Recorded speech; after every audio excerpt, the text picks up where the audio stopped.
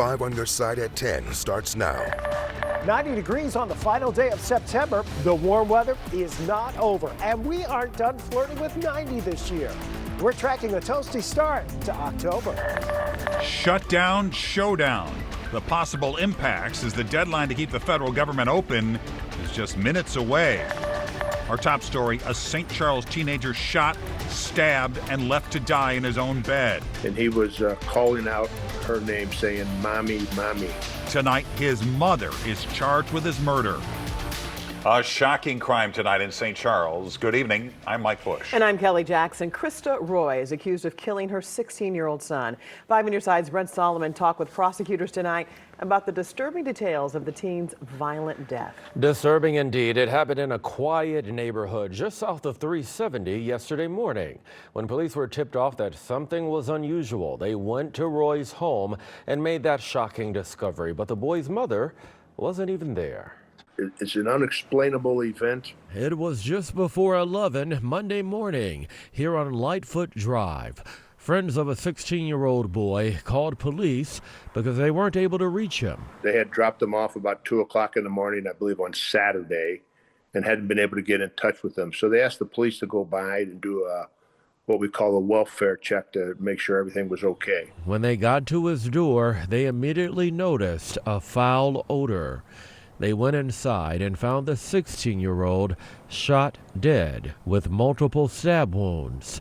He was the only one home. That's when police learned his mother, 47-year-old Krista Roy, had been taken to the hospital. After prosecutors say she took numerous pills and had wounds to her arms, believed to be self-inflicted.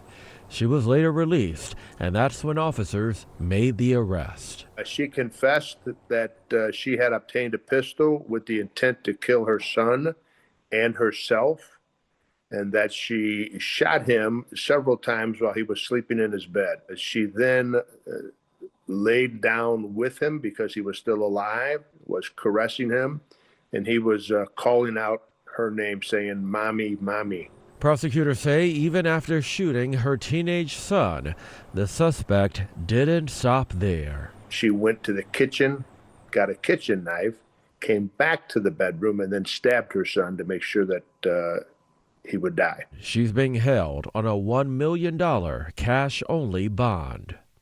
And Roy lives at that home with her parents, who were away on vacation at the time.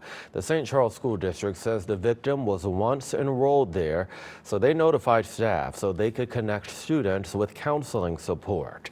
No word on a motive here.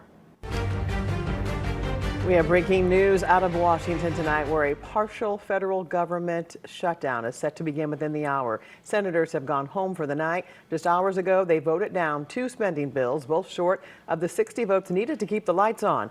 Republicans and Democrats continue blaming one another for the impasse. I don't know why. I have to say to my Democrat colleagues, there is no reason for a shutdown. Thinking about things in my state that are really, really important. Military service members' pay, national parks, I just go on and on. I think yesterday was an opportunity that was missed. The gathering in the White House was a chance for the legislative leaders with the president to avoid a government shutdown, and there wasn't any follow-up whatsoever. Lawmakers are expected to resume debate tomorrow. Late tonight, Missouri Senator Eric Schmitt released a statement saying, in part, quote, "The American people deserve a government that puts their interests first, not one that shuts the government down to score petty partisan points," end quote.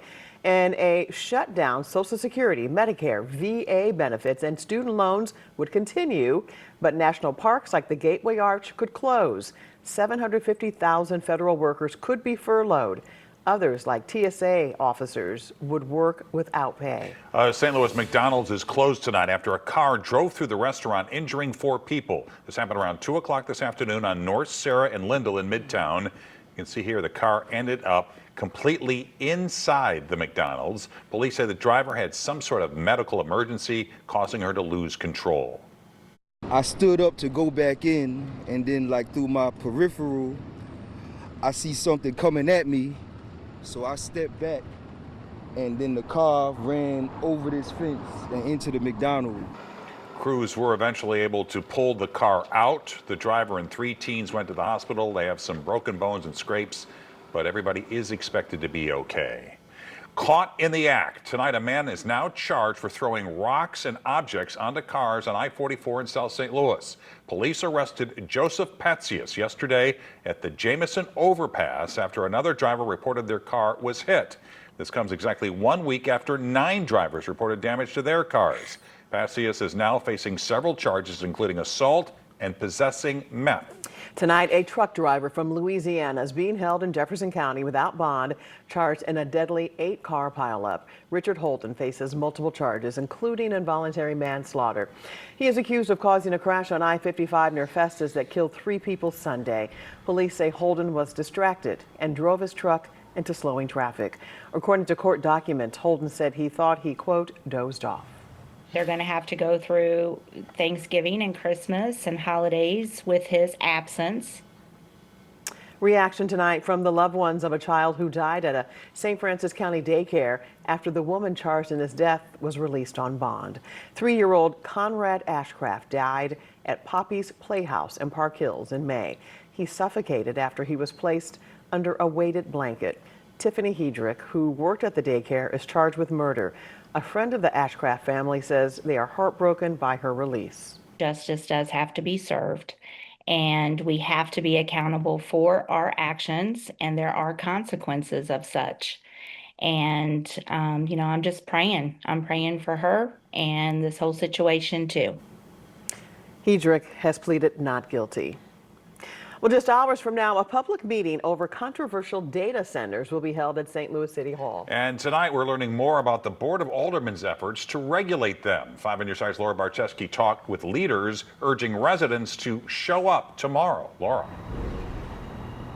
Mike and Kelly, the Board of Aldermen really want St. Louis residents to share their thoughts on data centers. What you might not realize is that we have quite a few of them just blocks from where I'm standing, but obviously they're not as big as the ones that are making headlines.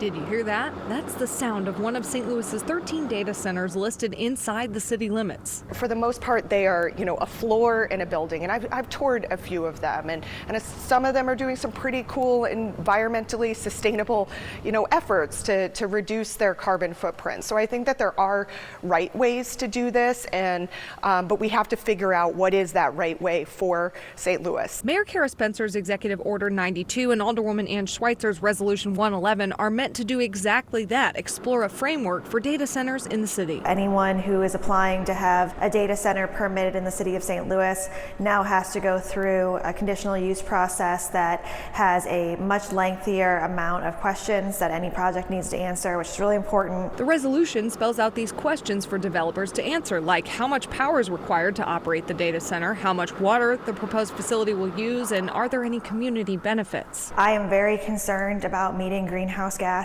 reduction goals in the city of St. Louis and worldwide, honestly. The idea that we have something in front of us right now that will be part of this global decision on how we use our energy and how we prepare for the future, it has never been more important to me. One developer proposal has residents fired up to put data centers in the Armory building and on Armory property, an area Aldermanic President Megan Green says the city gave away redevelopment rights for in 2017. So what that means is any proposals for tax incentives, things like that, that would normally go through the Board of Aldermen actually are in the hands of that quasi-governmental redevelopment organization. And so that leaves a lot of questions, I think, for the community right now. You have an opportunity to weigh in on everything that I just told you about tomorrow right here at City Hall at 3:30 in room 208. You can also join online or even submit your questions or comments in writing on Speak Up St. Louis. I have links to all of this information on KSDK.com in the As Seen on TV section. Reporting live downtown, I'm Laura Barczewski, 5 on your side. Tonight, 15 Missouri National Guard troops are preparing to assist with ICE operations in the state. However, we are told they will not be hitting the streets. Governor Mike Kehoe is sending the troops to mostly handle administrative duties like data entry and logistical support. The governor says Homeland Security and the Department of War asked him to make the authorization. Critics in St. Louis say the National Guard would be better served helping with tornado recovery and public safety. the National Guard can be utilized in other ways to actually support recovery efforts. I am more interested in making sure that our community is safe from violence than I am from making sure that we have documentation in order. It's unclear if an authorization will result in a deployment of the Guard. The mission with ICE is set to last a year. Major staffing cuts tonight at Washington University. Chancellor Andrew Martin outlined those cuts in a letter to faculty and staff. It includes 316 staff positions and the closing of 198 open and vacant positions across the Danforth and medical campuses. Martin says the cuts equate to $52 million in annual savings, and he says those cuts stem from external pressures on higher education and the loss of grants and other external funding. Tonight, Boeing is not budging after striking machinists sent a new contract to the company. The union submitted a new offer today after negotiations with a federal mediator failed yesterday to end the nearly 2-month-long strike. Both sides have rejected multiple contract offers. Boeing insists the union take one of its multiple offers, saying the company will, quote, stay focused on executing our contingency plan, hiring permanent replacements, and supporting our customers. A prescription for savings. Tonight, the deal between the White House and a pharmaceutical giant promising a big drug discount. His garden is his masterpiece. It is my calling, my vocation. Meet the St. Louisan expressing himself through art by preserving nature. Our plants most likely need some water as this drought continues, while the next chance of rain looks markedly unimpressive.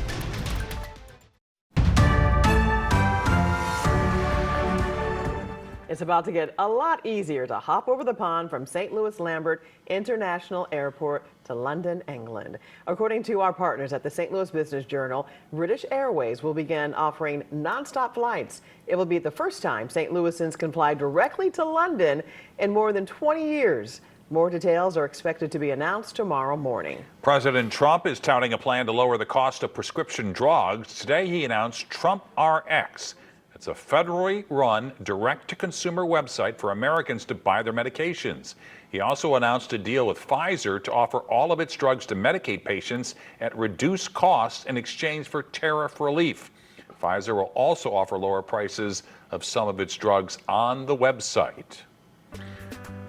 Well, it's Hispanic Heritage Month, and tonight we're highlighting local artist Juan William Chavez, who creates art in a very unique way. New at 10, Justina Coronel shows us how his garden in North St. Louis acts like a canvas.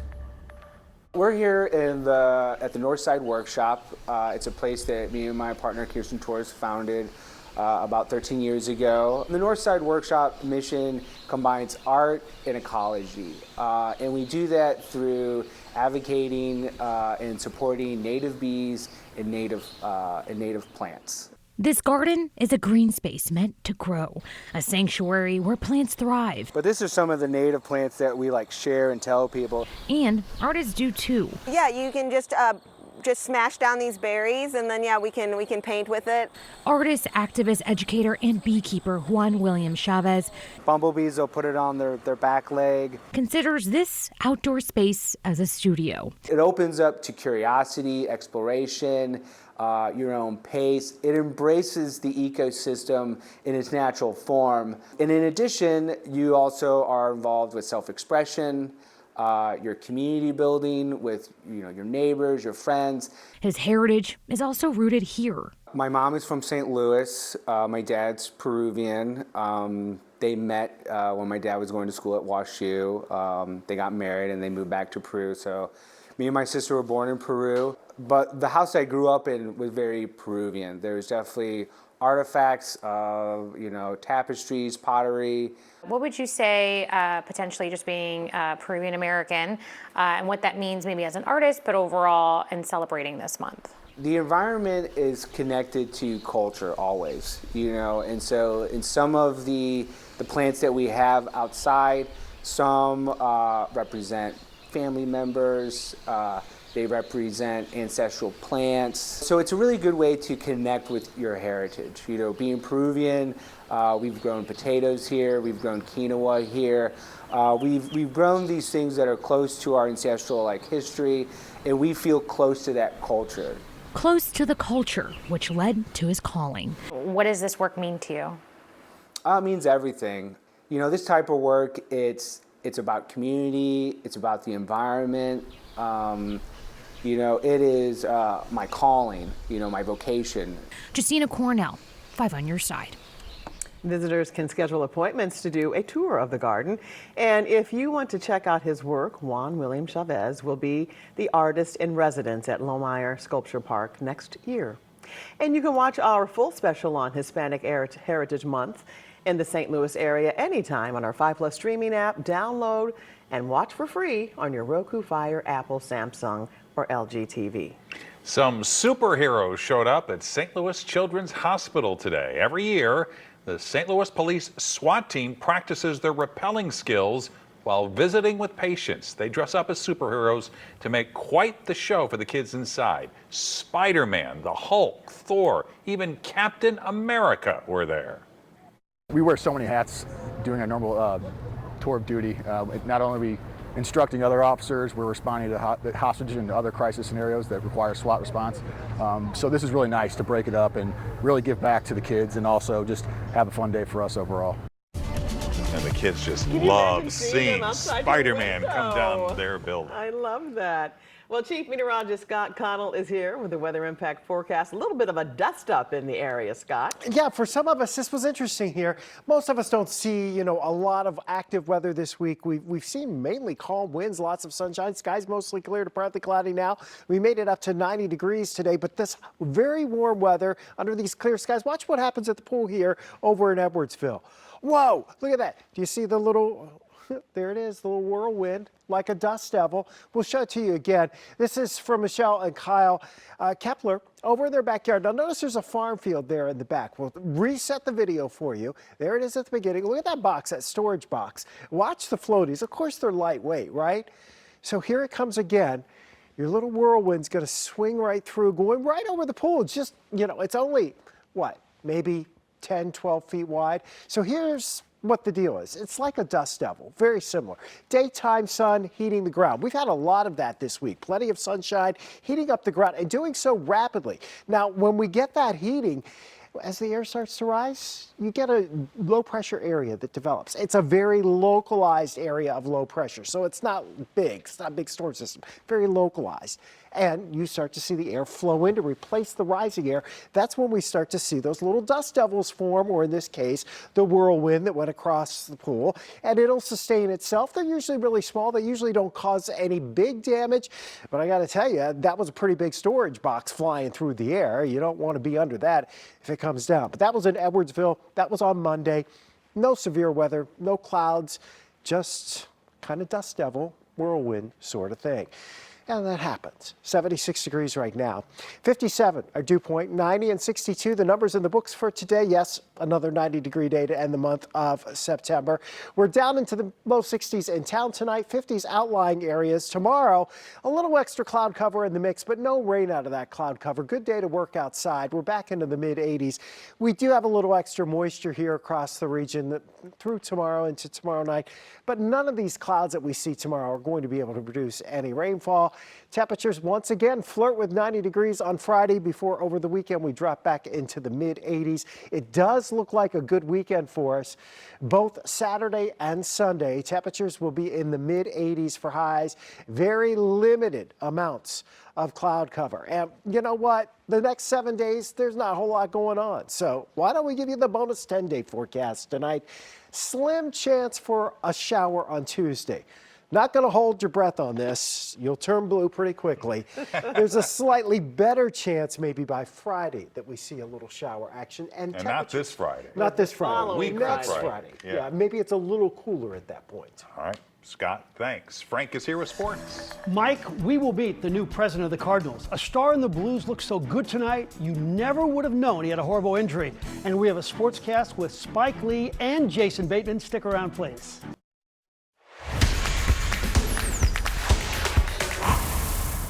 Chaim Bloom said all the right things at his first press conference as the president of the Cardinals. He thanked John Mozeliak, he embraced the history of the organization, and sounded pretty confident in laying out his plans for the future. He said, "We won't concede anything, and we have good talent." Heim and the DeWitts hit the podium at 10 a.m. to lay out the game plan. The cameras were rolling, and there was a real sense of anticipation. He's a 42-year-old man, husband and father of 2 boys. The Yale grad said Ali Marmol will be back. They won't just release Nolan Arenado, and they have to hunt moves. As far as his background, well, he got bit by the baseball bug early. It was early on, just in my childhood, that I started to really love the game. I was not blessed with enough athleticism to play it well, so if I was going to, be in the game, I was going to have to find another way in. I was just passionate about it, from childhood, and ultimately decided I was going to try to make a career out of this thing and try to see if I could hustle my way in the door. And then once you get a foot in the door, you work hard, try to be in the right place at the right time, and get opportunities. Cubs and Padres in game 1 of their wild card series. In the 5th, they go back-to-back. Seiya Suzuki does it first, and the former Cardinal, Carson Kelly, does it next. Cubs win the opener, the final, 3-1.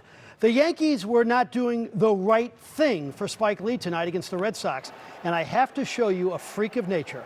37-year-old Aroldis Chapman throwing a baseball 101 miles per hour to get the save. Boston wins game 1, 3-1. Rob Lowe's Dodger team, not exactly young bloods, but they are the most talented team in the world. Former Cardinal Tommy Edman homered in the 3rd. Jason Bateman is saying, I haven't had this much fun since we did Ozark. The Dodgers lead the Reds 10-2 in the 8th inning.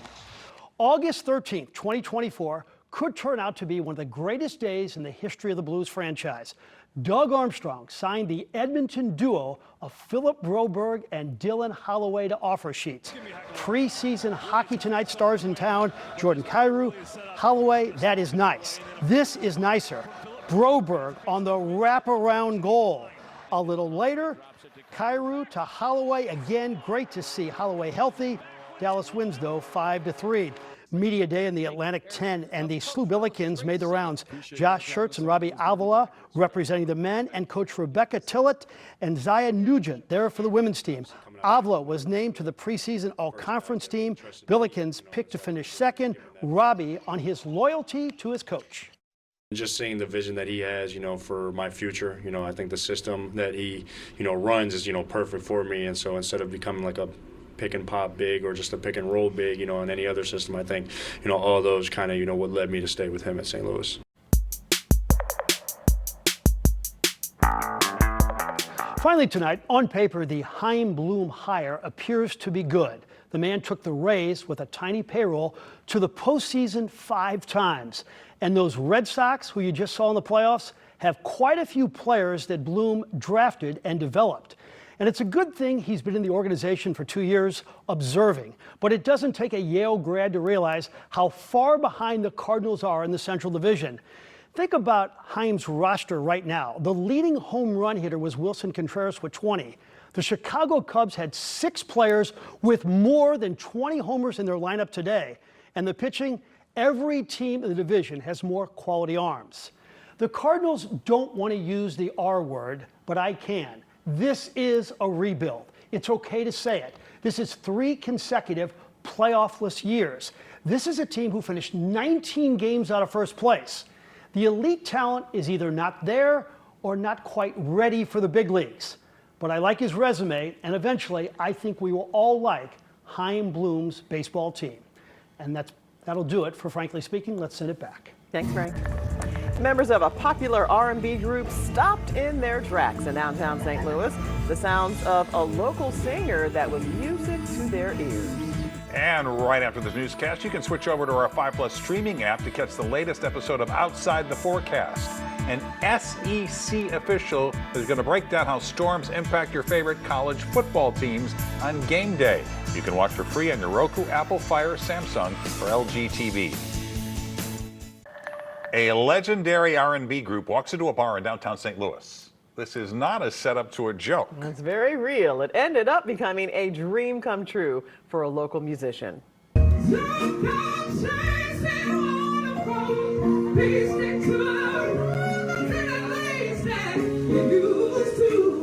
T-Boz and Chili of TLC performed Sunday night at the Evolution Fest.